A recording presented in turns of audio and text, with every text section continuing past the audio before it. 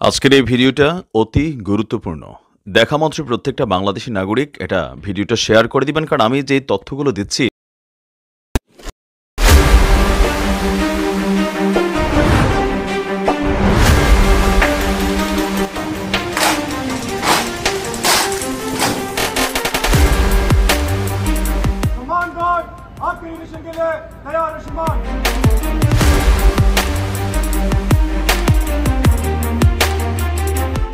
इक्कीसवीं सदी की नेवी को सशक्त करने की तरफ हम एक बहुत बड़ा कदम उठा रहे हैं।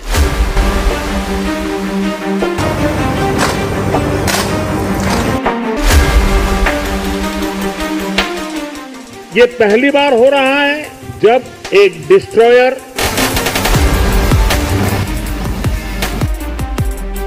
एक फ्रिगेट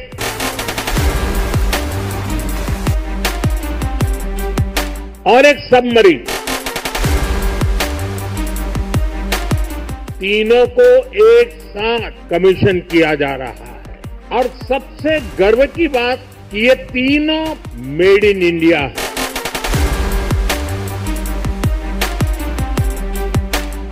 आज का भारत दुनिया की एक मेजर मैरीटाइम पावर बन रहा है। भारत विस्तारवाद नहीं, भारत विकासवाद की भावना से काम करता है। 21वीं सदी के भारत का सैन्य सामर्थ्य भी अधिक सक्षम हो, आधुनिक हो, ये देश की प्राथमिकताओं में से एक है। जल हो, थल हो, नभ हो, डीप सी हो या फिर असीम अंतरिक्ष, हर जगह भारत अपने हितों को सुरक्षित कर रहा है। আমার তো মনে হয় যে আজকে এই সব দেখে অনেকেরই বুকটা কেঁপে উঠেছে যে কি করলো ভারত, ইন্ডিয়ান নেভিকে এতটা শক্তিশালী করে দিয়েছে। বিশেষ করে আমার দর্শক ওই ভিডিওটা খুবই মনে পড়ছে, যারা বাংলাদেশ থেকে হুঁশিয়ারি দিয়েছিলেন। আমি আজকেও সেটা একবার আপনাদেরকে শোনাবো। প্রাক্তন সেনা বা সেনা কর্মীরা ভারতকে উদ্দেশ্য করে কি হুঁশিয়ারি দিয়েছিলেন আমি দর্শক আজকে আরো একবার আপনাদেরকে শোনাই, তারপরে ব্যাখ্যাতে আসব যে কি হলো, এবার তারা কি ভাবছেন। আজকে যে তিনটে বড় বিষয় যুক্ত হলো ইন্ডিয়ান নেভির সঙ্গে, তো নিশ্চয়ই তারাও দেখছেন, মিডিয়াতে তো খবর হচ্ছে বা আমরাও দেখাচ্ছি। তো এইসব দেখার পরে ওনারা কি ভাবছেন।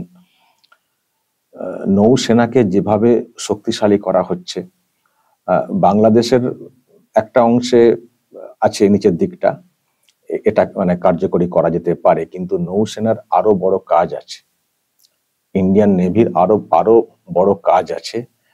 যাদের উস্কানিতে লাফাচ্ছে ভারত, তাদের রাস্তাটাকে ব্লক করে দেওয়ার ক্ষেত্রে খুব বেশি মানে কার্যকরী হবে। ফলে ইন্ডিয়ান নেভিকে শক্তিশালী করা, নৌসেনাকে শক্তিশালী করা মানে সাপ্লাই চেনটা কেটে দেওয়ার ক্ষেত্রে মানে বাংলাদেশের ব্যাপারে অনেক বেশি কার্যকরী হবে। ফলে লড়বে কোন ভরসায়, আমি সে ব্যাখ্যাতে আসবো। আগে আপনাদেরকে দর্শক এই বক্তব্যটা শোনাই। কদিন আগে দিয়েছিলেন, ওনারা সব মিছিল করতে নেমেছিলেন বাংলাদেশের মাটিতে, প্রাক্তন সব সেনা কর্মী। শুনুন দর্শক কি বলেছিলেন। ছাত্র জনতা আমরা একত্রে আছি, আমরা রাওয়ার 5000 সদস্য, এই 5000 সদস্যের মধ্যে অর্ধেকই নবীন, 2500 আমরা যুদ্ধের মাঠে যেতে পারি। আর এর সাথে যদি 30 লাখ ছাত্র জনতা যোগ হয়, তাহলে ভারত তো দূরের কথা, আমেরিকাও আমাদের সাথে টিকবে না ইনশাআল্লাহ। আমি মেজর শরীফ, আমি বলে দিচ্ছি ভারতকে যে ট্রেনিং আমরা নিয়েছি, যে যুদ্ধ আমরা করেছি, আমরা শুধু 2 লক্ষ সৈনিক না, আমাদের সাথে 18 কোটি জনগণ আছে। আমাদের ট্রেনিং, আমাদের দক্ষতা ভারতের চেয়ে অনেক বেশি। আমরা যদি একবার সাহস করে আমার দেশকে যুদ্ধ করবে, আমরা বলে দিচ্ছি 4 দিনের মধ্যে আমরা কলকাতা দখল করে নেব, আমরা দখল করে নেব, আসাম দখল করে নেব। দর্শক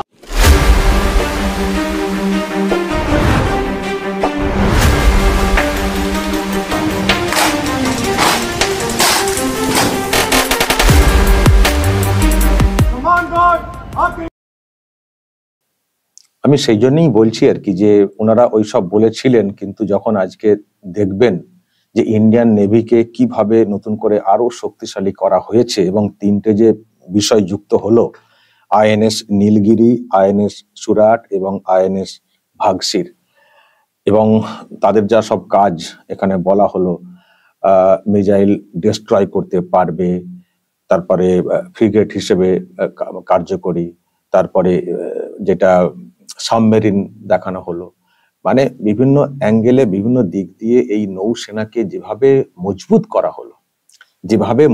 করা হলো, তো যারা 4 দিনে কলকাতা দখল বা অন্যান্য সব জায়গা দখল করার কথা ভাবছিলেন, তারা আজকে এইসব দেখে কি ভাবছেন? দর্শক, প্রশ্ন জাগছে আর কি আমাদের মনে।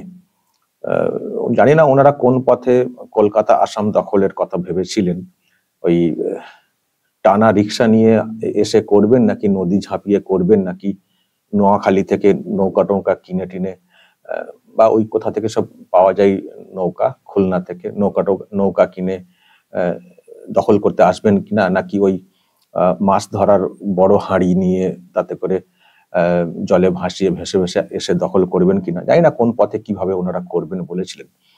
কিন্তু আমি যেটা বলছিলাম দর্শক, সেটা হচ্ছে যে ইন্ডিয়ান নেভিকে শক্তিশালী করা মানে এটা তো পরিষ্কার যে এখন বাংলাদেশ কাদের মদতে লাফাচ্ছে।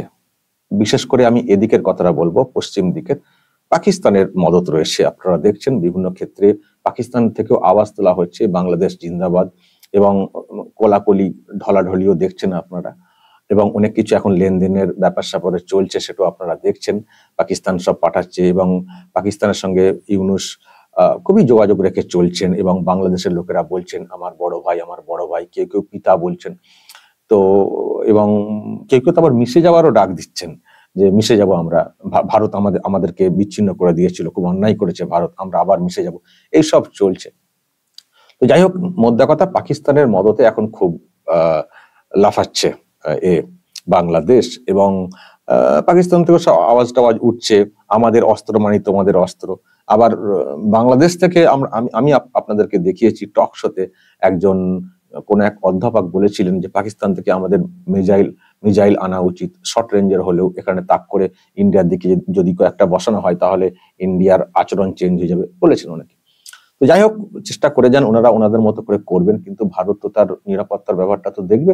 তো ভারত যেটা করেছে, মানে এখন আজকে তো আর্মি ডেতে এটা একটা বিরাট ব্যাপার, সংযোজন, 3টে নৌবাহিনীতে 3টে এই রকম বড় যুক্ত হলো, এরকম বড় বিষয় যুক্ত হলো, যেটা ইন্ডিয়ান নেভিকে, নৌসেনাকে অনেকটাই শক্তিশালী করে দিল। এবং এই নৌসেনার যে কাজটা উপকূলবর্তী এলাকা বা আরো যে জায়গাগুলো রয়েছে, এই নৌসেনার যে কাজটা, এই কাজের মধ্যে একটা বড় বিষয় পাকিস্তানকে নজরে রাখা, কারণ পাকিস্তান থেকে আক্রমণ করার ক্ষেত্রে নৌপথ, জলপথ, এটা একটা বড় রুট।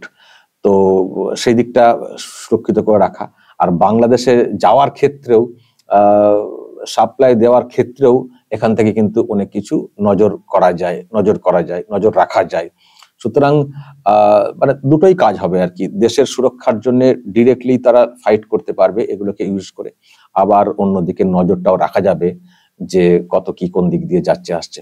ফলে নৌ এই জায়গাটা, এবং অ্যাটাকের জায়গাগুলো থাকে তো এই মানে ধারের জায়গাগুলো দেখতে পাচ্ছেন, নিচের দিকে জায়গাটা, সুতরাং এই জায়গাটা আরো সুরক্ষিত হলো, আর অন্যদের দিকে নজর রাখার ক্ষেত্রে আরো বেশি ব্যাপারটা হলো। আর এই যে সাবমেরিন যেটা দেখাচ্ছিলাম দর্শক, যেটাকে হান্টার কিলার বলা হচ্ছে, সব বড় বড় সব প্রজেক্ট, হান্টার কিলার, যেটা আইএনএস ভাগসির বলে যেটা বলছিলাম। সুতরাং এদের একটা বিরাট মানে কার্যকরী ব্যাপার থাকবে আর কি। তো ফলে অনেক মানে এটা একটা বিরাট কাজ হলো। আমি জানি না যারা বোঝার তারা বুঝবেন, আর ওই যারা বাংলাদেশের আর্মি প্রাক্তন, জানি না তারা কি বোঝেন, কতদিন কিভাবে কাজ করেছেন, আমি শুধু সেটাই ভাবছি। যাদের একটা বোঝার ক্ষমতা নেই যে ভারতের সঙ্গে লড়তে গেলে, দখল করতে গেলে কি ধরনের স্ট্রেংথের প্রয়োজন রয়েছে, তো তারা কি প্র্যাকটিস করেছেন, কি করেছেন আমি জানি না, কোথায় তারা যুদ্ধ করেছেন, কি অভিজ্ঞতা থেকে কথাগুলো বলছেন।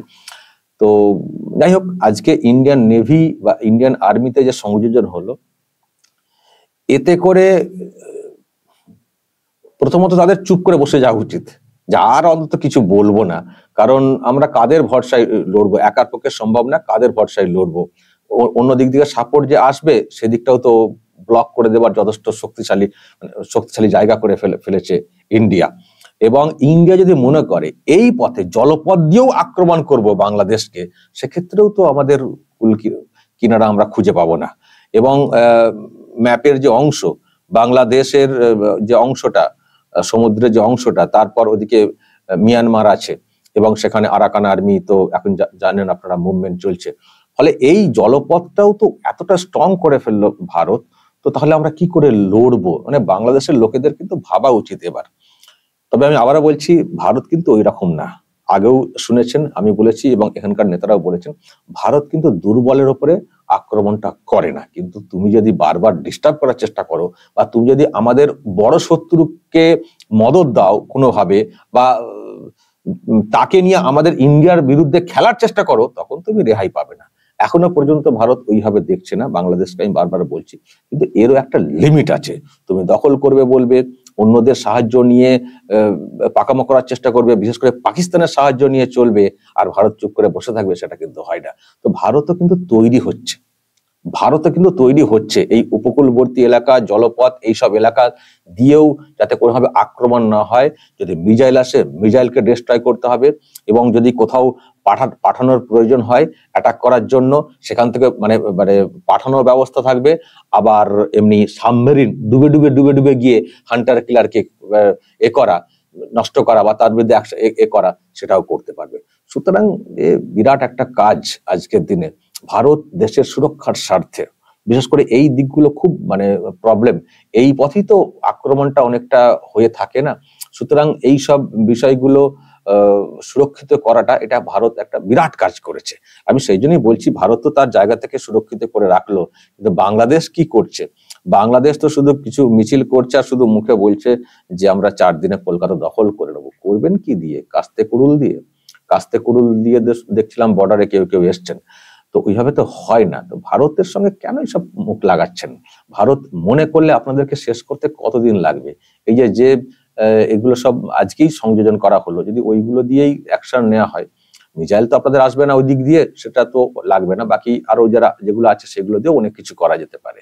এবং আরো ইন্ডিয়ান নেভির আরো অনেক কিছু আছে। জলপথ, যেটা প্রধানমন্ত্রী বললেন, আমাদের সব দিক দিয়ে আমরা শক্তিশালী। নৌবাহিনী, আমাদের স্থলভাগের যে সেনাবাহিনী এবং এয়ারফোর্স, সব দিক দিয়ে আমরা কিন্তু উন্নত। এইসবের ধারে কাছে কেউ নেই। এবং আরেকটা কথা দর্শক, যেটা বলতেই হবে, এটা কিন্তু সব আমাদের নিজস্ব, মেড ইন ইন্ডিয়া।